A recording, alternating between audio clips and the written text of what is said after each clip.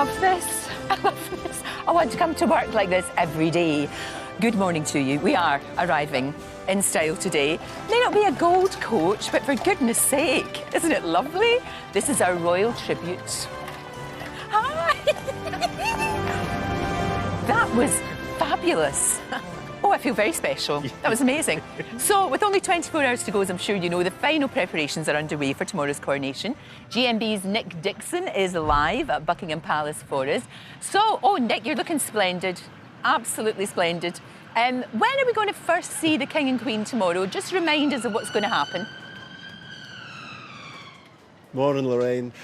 It really depends on whether or not the King and Queen stick to their timings, but I think given the whole world is watching and waiting, I think we can be pretty sure that they will. So we should see them firstly coming out of the palace tomorrow around about 20 past 10, essentially for the first part of the procession. They're going to be at 20 past 10 in the Diamond Jubilee State Coach heading along the Mall towards Westminster Abbey. Now, the service will start, Lorraine, at about 11 o'clock, or bang on 11 o'clock ideally.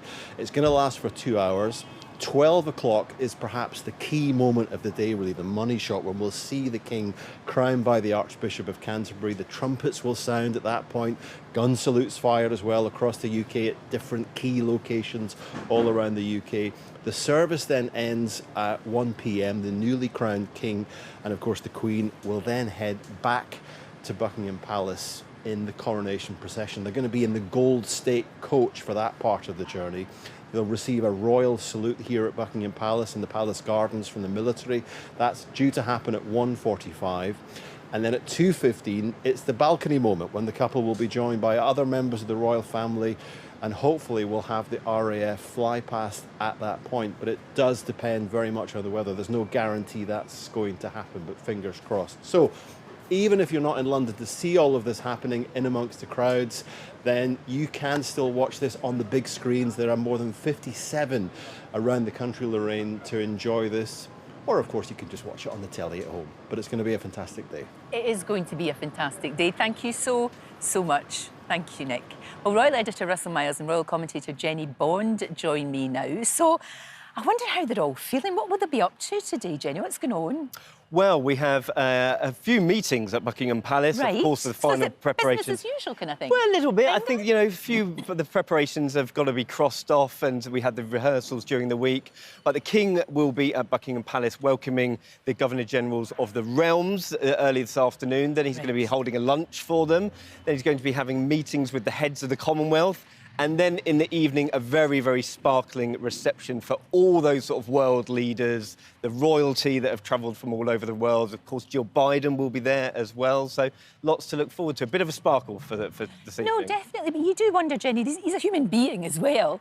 And whenever you've got a big day, you know, like a wedding or a christening or anything, you're a bit nervous. Do you think he will be nervous, or do you think he'll get a night's sleep tonight? Well, I should think he'd be knackered, wouldn't you?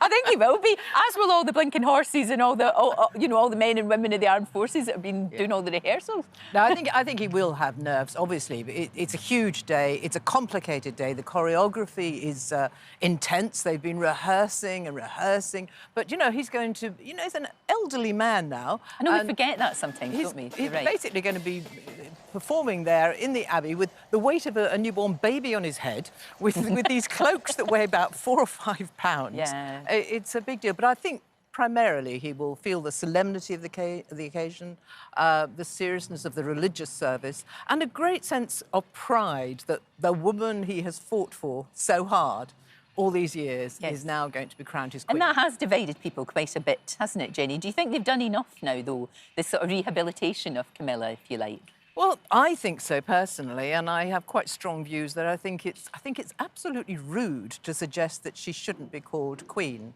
But there is a body of opinion still, the people who were so in love with Diana, really, who will never forgive her, and that's just a fact of life. Exactly. No, it is. I'll tell you what, though, Kate and William, They've got a big day tomorrow as well, haven't do, they? yeah. I mean, they're all over, Kate especially is all over the front pages today because they kind of took Soho by storm yesterday, didn't they? They did. It was a surprise visit. I mean, you Yeah. think of all the schedule, of the preparations, the rehearsals, they've squeezed this in. I think it's important to get out there and to celebrate the moment with the people. And they were on the Elizabeth line, taking a rare tube It's a great trip. line, by the way. It doesn't Absolutely, matter. still gleaming, isn't it? Yes. But they were out in Soho at the Dog and Duck, using their Oyster cards there, and then pulling pints. I mean, it was a bit sort of Royal 101, wasn't it? Pour a pint, coo at a baby, yeah. stroke a dog. Do all that. Yep. Tick, tick, tick. For them to be out there and to celebrate that moment with the people. I think we've got a clip of what they had to say. Oh, yeah, OK. I don't know. No, we saw that. We saw seen that. it. When he said, it was something like somebody asked him, are you doing anything for the weekend? That was it. And then he said, for the weather. quite quiet, really. No, there's nothing going on, which is very funny. Now, look, what about Prince Harry, Jenny? Because Prince Harry is, we think, just parachuting in and parachuting out. There's not going to be time for them to sit down and talk, is there? No, there absolutely won't. It's not the occasion for a heart-to-heart. I think he is going to fly straight back, and he has a fighting chance of getting back on Archie's 4th birthday. Well, that's true, yes. He really With the does. time difference. Yeah. Yeah. And I have a lot of sympathy with that. I remember flying back from Bombay or somewhere after the Taj Mahal trip with Charles and Diana, desperate to get back for my daughter's 2nd birthday. And I just walked through the door and managed to do it. And I completely get that he wants to do that. And there will be no time for him to talk. I don't think he wants to talk with William at all. It's not the time, I think. You know, he's talking about the fractiousness of these relationships, and there's a bigger moment at play, and certainly this is one for another day, I think. No, I think you're absolutely right. Do you think he'll wear a uniform? Because he served. No, I don't. No, think so. they won't let him do that? No. Well, then you've got the whole debate about whether Prince Andrew should be allowed to wear a uniform. And he's not part of the procession, so I can't see any reason for him to do so. No, again, another sort of conversation about cloaks and robes for Prince Andrew as well. I think he'll be sort of stage left, perhaps. I think they'll be in the naughty corner, just out of the way. Yeah, because that's the thing about it as well. You do forget that, and there's some pretty how do we say it diplomatically? Some quite strange guests. Well, of course. There are. I mean, there's people that really, There are elephants in the room, perhaps, Aye. with a couple of people. Yeah. But I think that nobody wants to sort of disturb from the majesty of what is going to happen. Exactly. And if you cannot get excited about this, what can you get excited about? Because there are people camping out on the Mall for a week now, and it's going to be fantastic. Fingers crossed, as Prince William said, for the weather. So we'll ignore the family members and the despots. Let's just do that, And just concentrate on the spectacle. Yeah. Now, it's kind of threatening to rain this morning, and maybe that's going to get us in the mood, because, Jenny, the weather's not looking great, sadly. I know. And it does make a difference, doesn't it? It's so sad. But, I have mingled with the crowds for 35 years now, and honestly, you can't stop them enthusing about it. I think they quite enjoy the fact that they're putting up with the weather, because we are British. Yes. That's what we do. There is a wee bit of that. You're absolutely right. We've been running a poll this morning asking if you'll be celebrating the coronation this weekend. 52% have said absolutely, 48% saying no. And I think that's about right. I think it's about just slightly over half and half. Yeah, I think we've had that. another Not wishing day. any ill will necessarily. There'll be a small percentage who will. But most people are like, fine. Exactly, and we all get a bank holiday, so, there's nothing to moan about. Sure. Hopefully we'll have a bit of a break in the clouds, and it will be a spectacle for the ages. It's a spectacle and it's part of history, and if you don't want to be part of it, that's absolutely fine.